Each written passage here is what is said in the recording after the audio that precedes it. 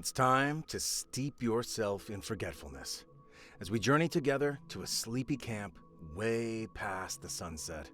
A restful sleep-away camp run by a sleepy-way camp, where we whittle away our worries and cast off cumbersome consciousness. This is Sleep Summoner. I'm your host, narrator and voice actor Christopher Waycamp. Join me now as I read more amazing My Hero Academia fanfiction. Aizawa does not exist. I opened my laptop and began sifting through hours of surveillance footage from last week's hero training exercises. Editing these reports was tedious, even for me. After 10 minutes, I leaned back in my chair with a sigh. This was supposed to be Hisashi's turn to handle the editing, I muttered, narrowing my eyes at the screen. Why does he always find a way to dump this on me? With one hand, I lazily closed the hero analysis editing software and opened a new browser tab. I typed in interesting websites to waste time and started scrolling. Not the most productive start to my day, but frankly I needed a break before I started threatening students with expulsion again. A link caught my eye. thispersondoesnotexist.com. Generate AI human faces in one click? Curious, I clicked it. Random face generator. AI-generated images of people who don't actually exist. I read aloud, in my usual monotone voice. I hit the refresh image button. A new face popped up. Then another. And another. The quality was eerily good. For a second, I could have sworn one looked like a younger Nezu, minus the fur. Time passed, and I found myself chuckling quietly. One image resembled Principal Nezu if he were human. Another looked almost exactly like that washed-up pop star Midnight used to rant about.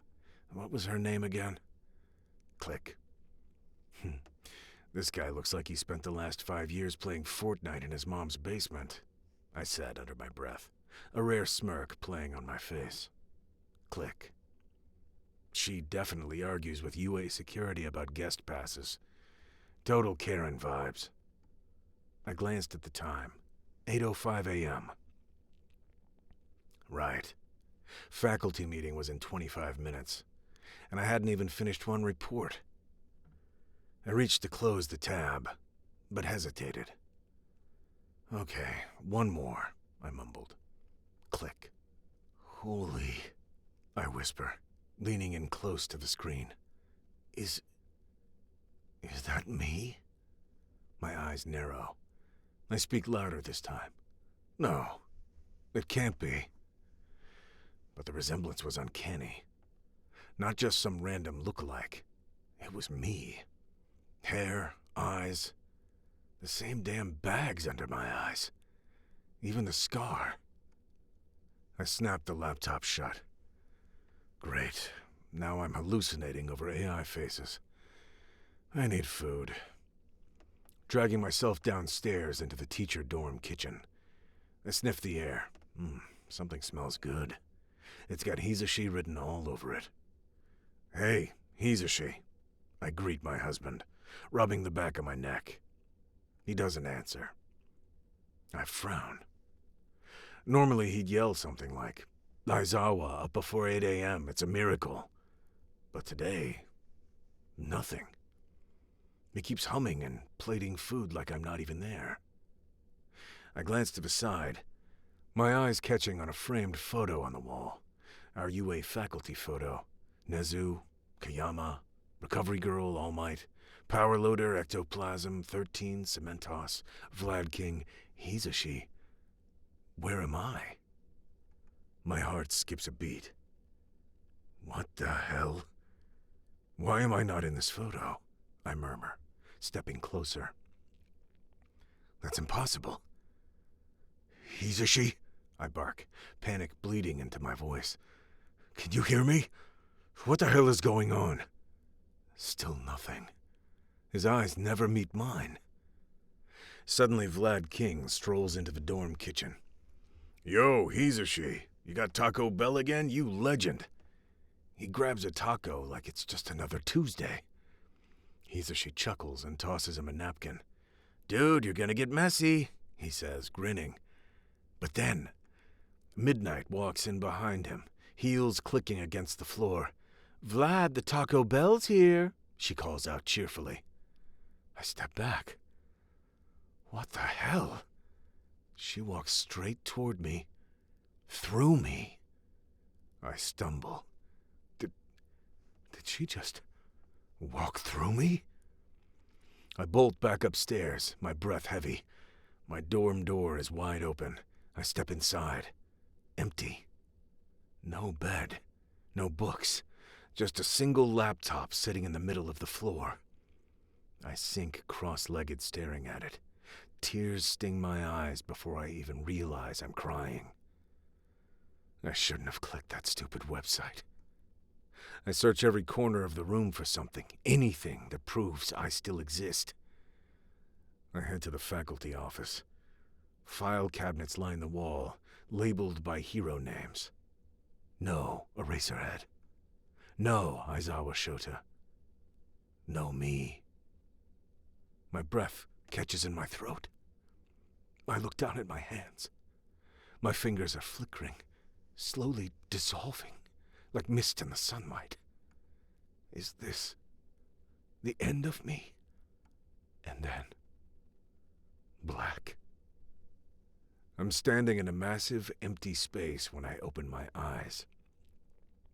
Gold floors reflect a twisted, faded version of myself. Cracked golden walls, ornate but dusty, like it hadn't been touched in decades.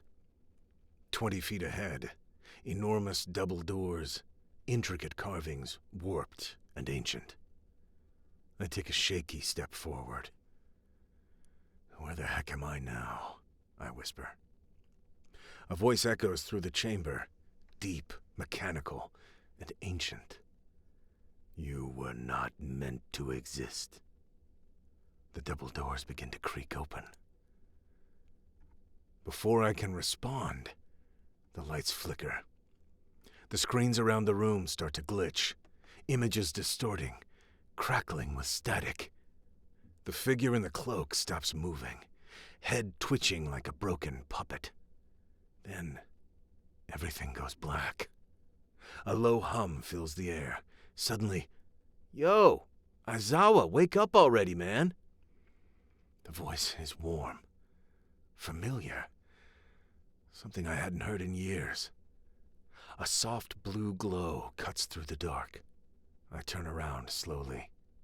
Standing there, casually leaning against one of the golden pillars, like this wasn't the middle of some nightmare realm, was Oboro Shirakumo. Same messy hair, same relaxed grin, dressed in his old UA training jacket like nothing had changed. I stare at him, speechless. He gives me a little wave. "Took you long enough to look my way." "Oboro?" My voice cracks. "In the flesh? Well, not exactly," he chuckles, walking toward me. "But yeah, it's me."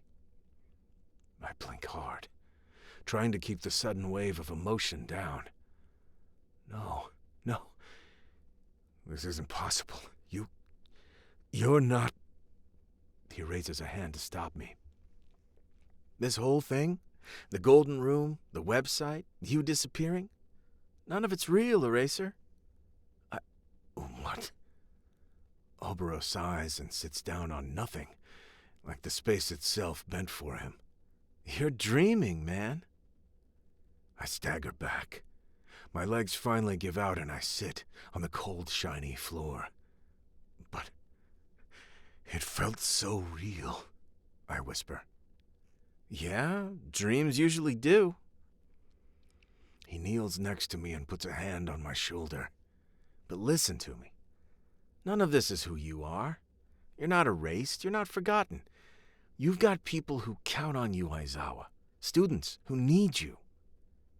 There's a distant rumbling now, like thunder cracking through the fabric of the dream.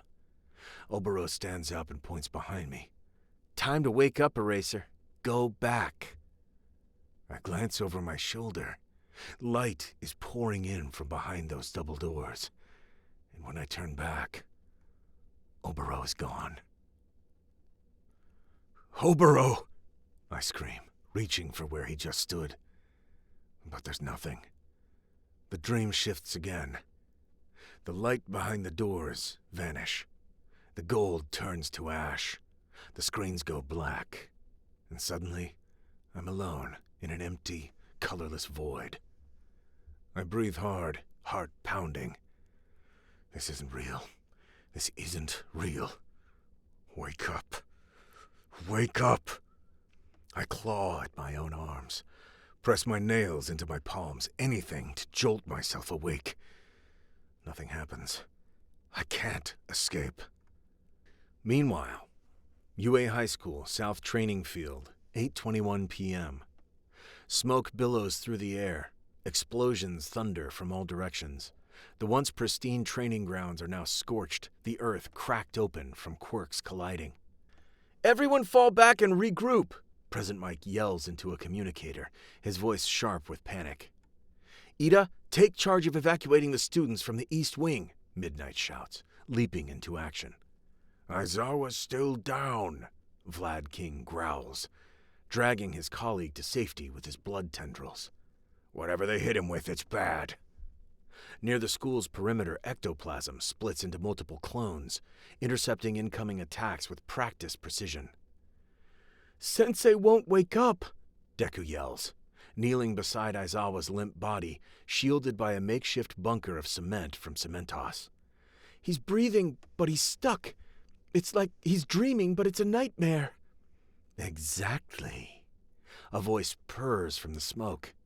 A figure steps out, tall and cloaked in black threads that slither around him like sentient wires.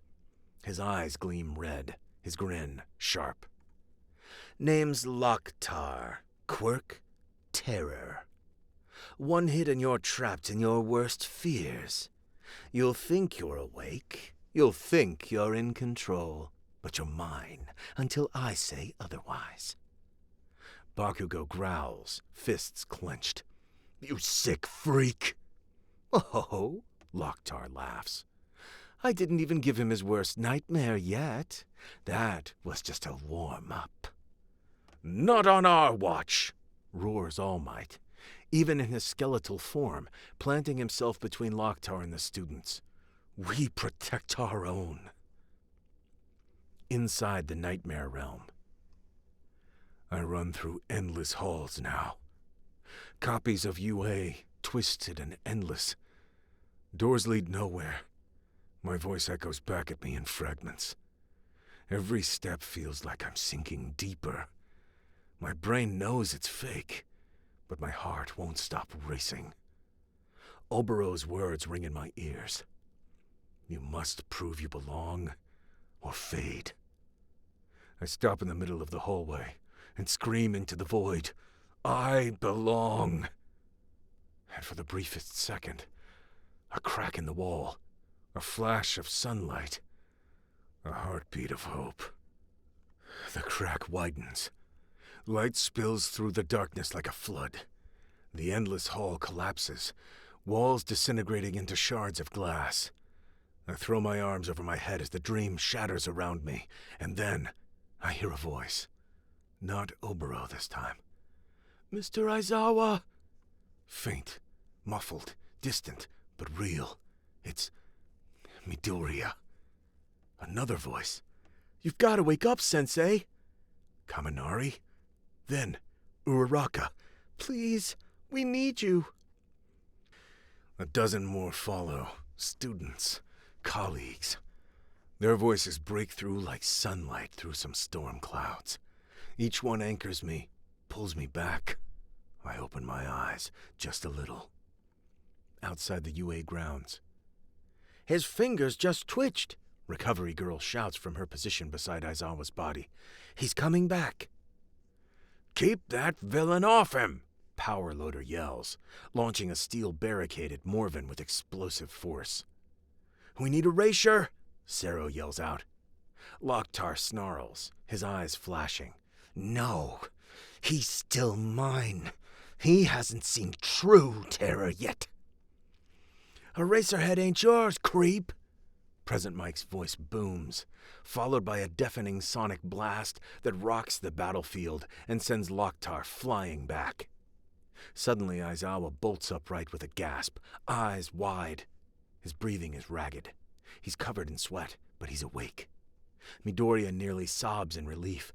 "You're okay?" Aizawa's voice is hoarse. "Where's the villain?"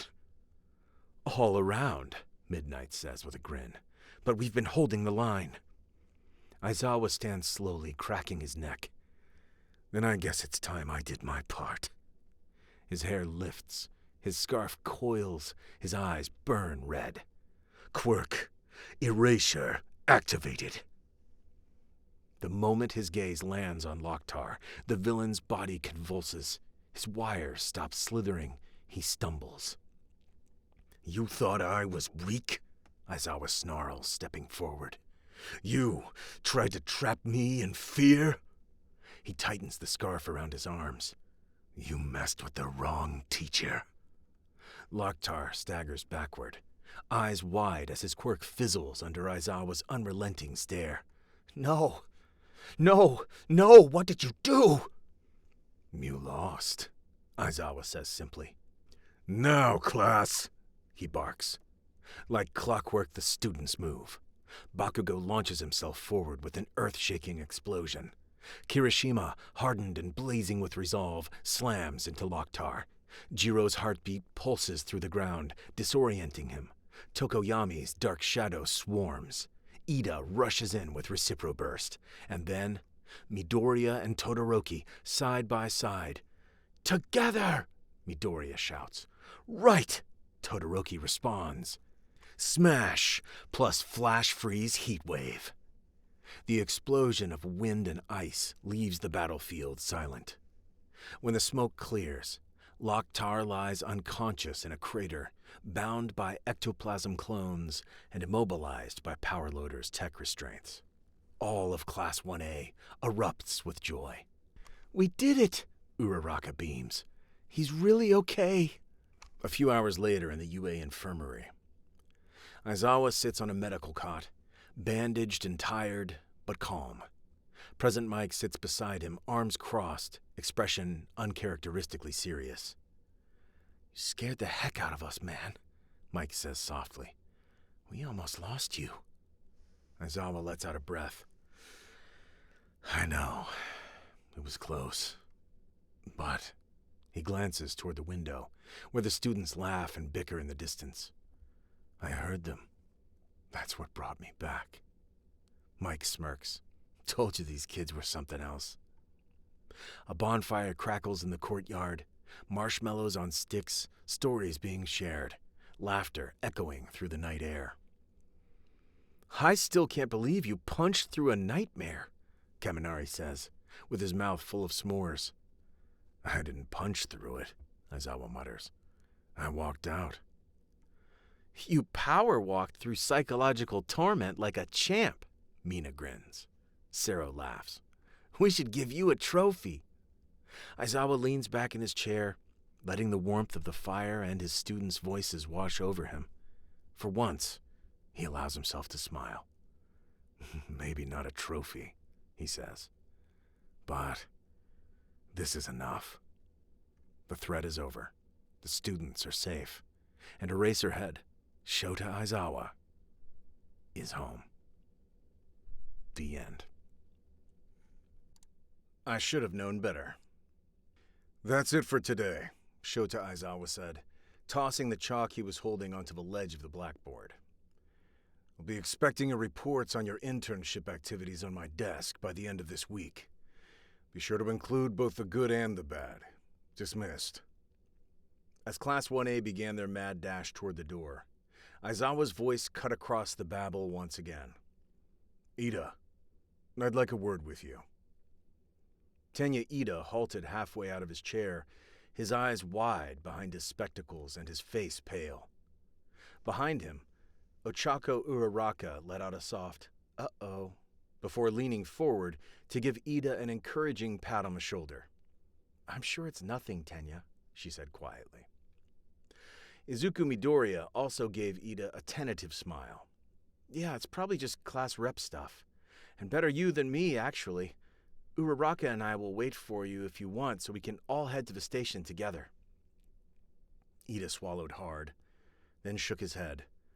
"No, I appreciate the offer, but I don't know how long this will take, and I don't care for making you both wait for me.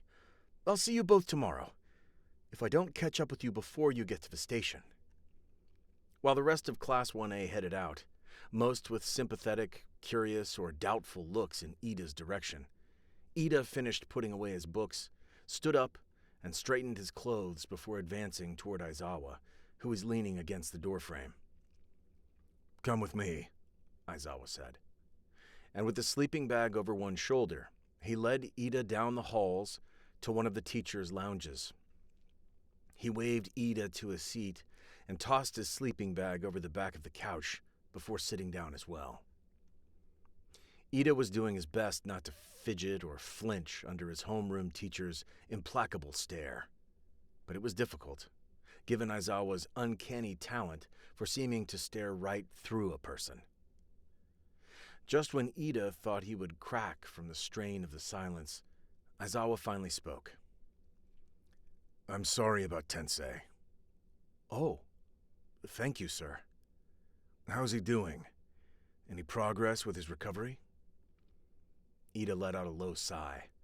It's slow going, and frustrating, too.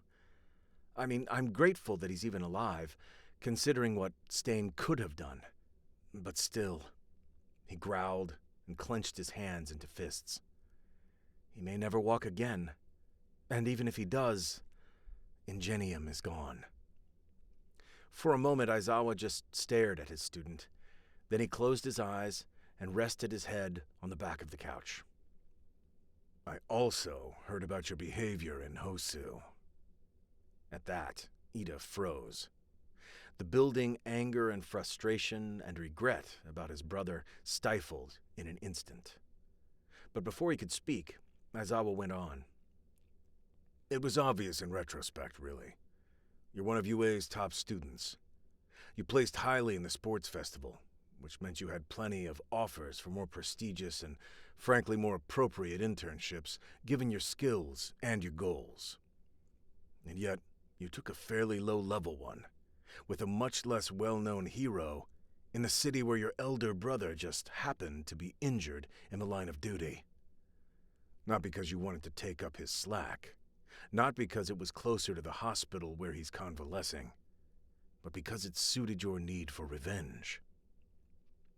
Hearing it spelled out like that, Ida squirmed in his seat in an agony of embarrassment. "Sir, I'm not finished." Ida immediately clapped one hand over his mouth.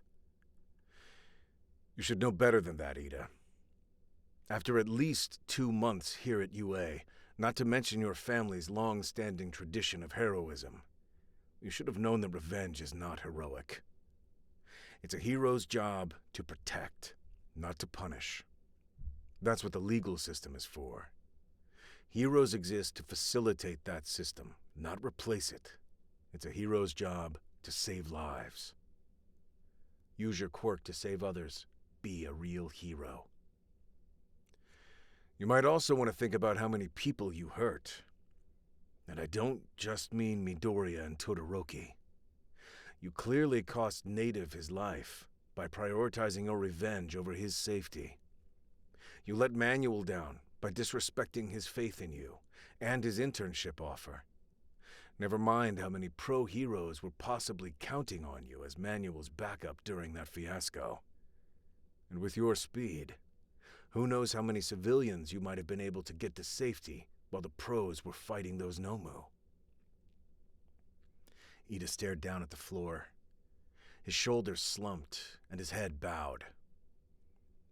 After all, that's what being a hero is all about, ensuring the safety of others. Then Aizawa let out a sigh and opened his eyes. But I suppose it's my fault as well, though. The moment I saw your internship form, I should have realized what you were planning to do, and I should have known better than to let you go through with it. That hurt Ida almost as much as the hero killer's blades. God only knew that he didn't always agree with his teacher, or condone his methods when it came to his students. But Ida never once doubted that Aizawa always had his students' best interests at heart. And to hear that his teacher was to some degree blaming himself for his mistakes. He squeezed his eyes shut to hold back unexpected tears. Mr. Aizawa, please, you shouldn't blame yourself for my immature and reckless behavior. His voice was thick with emotion. I even briefly wondered about it at the time, Aizawa admitted, finally lifting his head to look directly at Ida. But I genuinely believed that you were smarter than that. You're always the one harping on others about how heroes are supposed to conduct themselves, holding everyone to the same standard that you normally hold yourself to. So I figured that maybe you just needed to see for yourself what kind of world your brother was fighting in, and fighting for. Aizawa, tiredly rubbing his eyes, then very quietly rasped, But I guess even teachers don't know everything. I'm a great one for logical thinking, but sometimes I forget that you're still just a child of 15.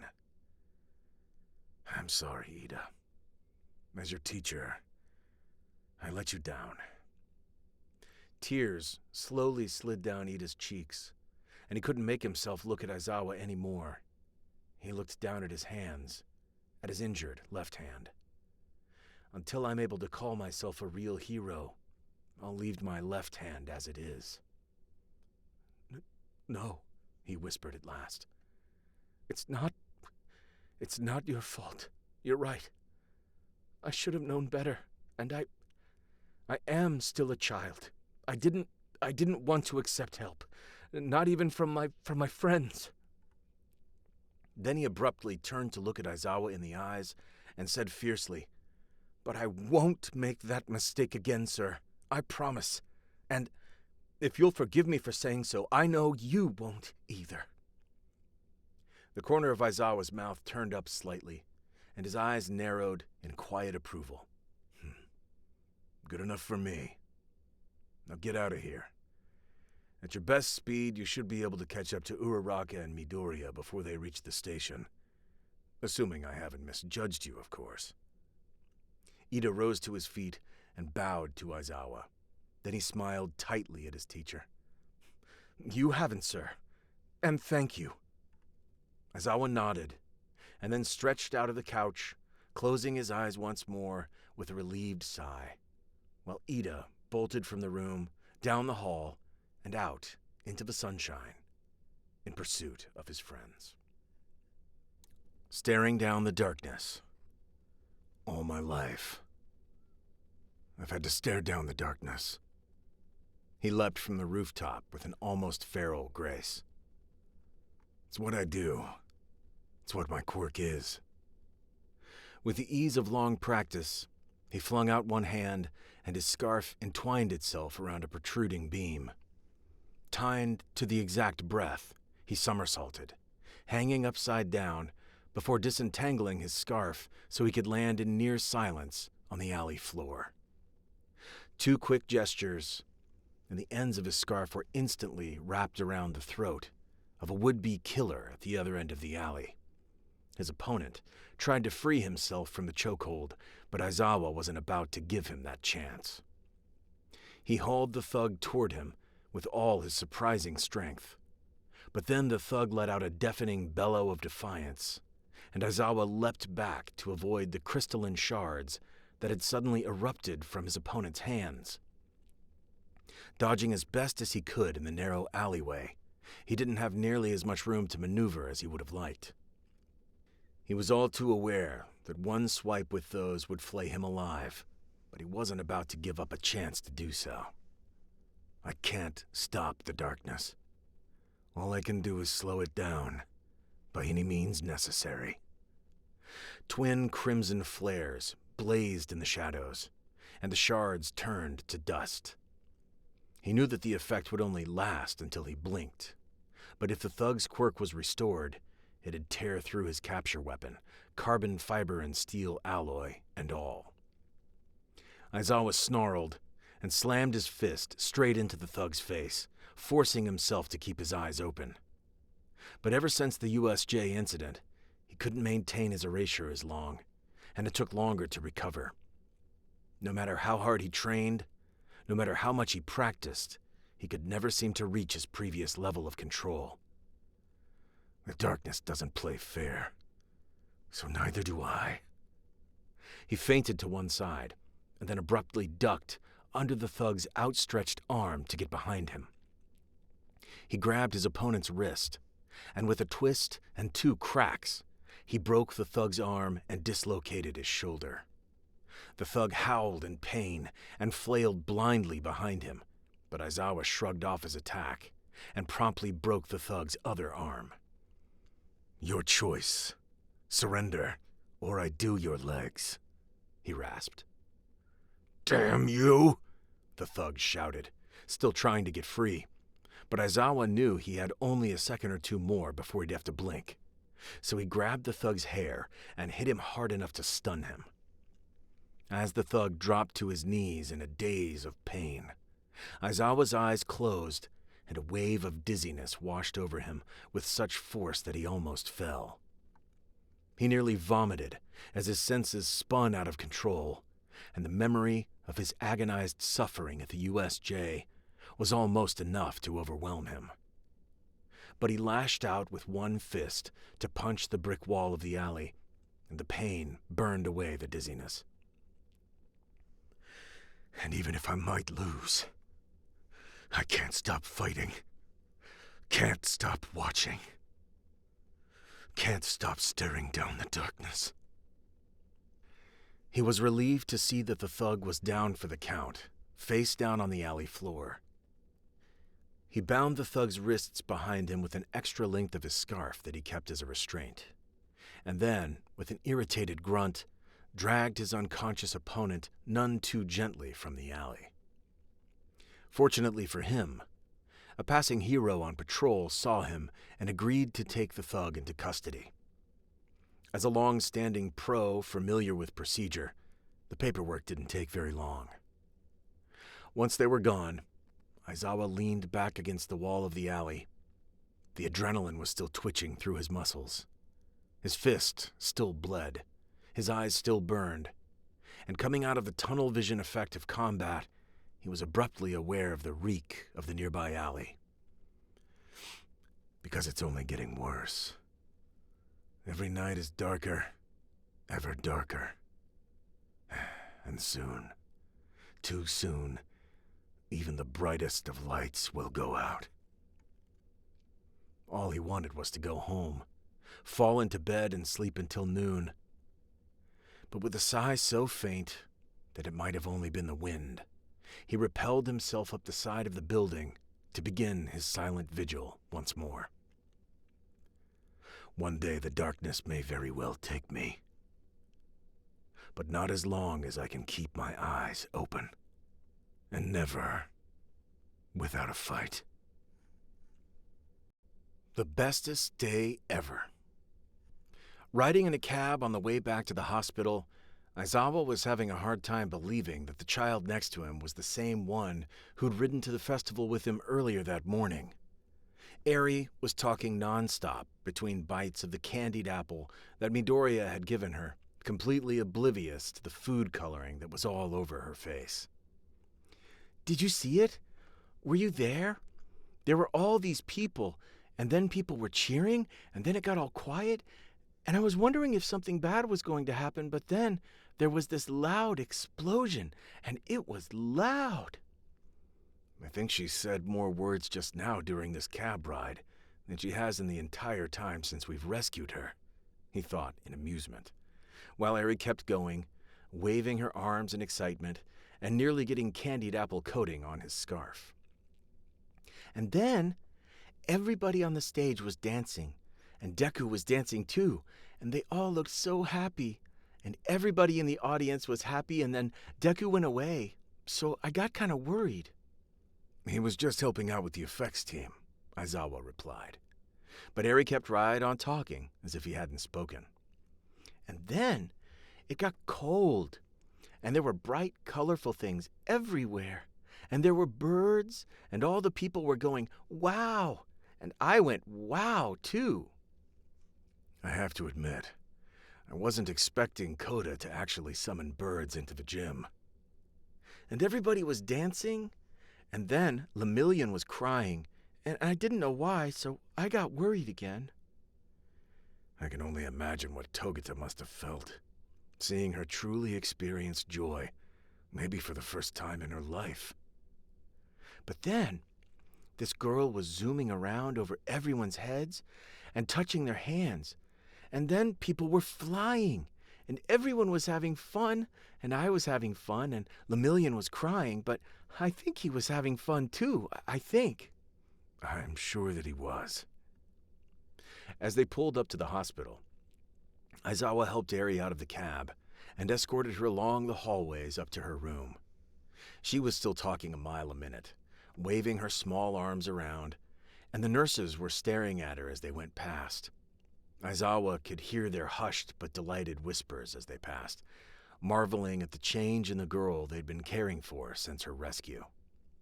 He leaned against the doorframe of her room as she danced around, doing her best impression of the dance routine that Ashido had choreographed. Oh, yeah, before I forget. Aizawa reached into his pocket and pulled out a cell phone. This is for you. She looked puzzled as she reached up and took it from him. For me? Yeah. It's not set up to make calls or anything, but I had one of the other teachers record the concert. Now you can watch it again if you want. He showed her how to play the video, and her face lit up.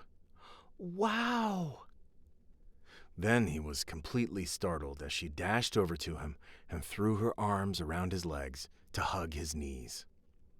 This was the bestest day ever, she declared, beaming up at him, and for a moment, all he could do was stare down at her, a lump in his throat, and then he smiled.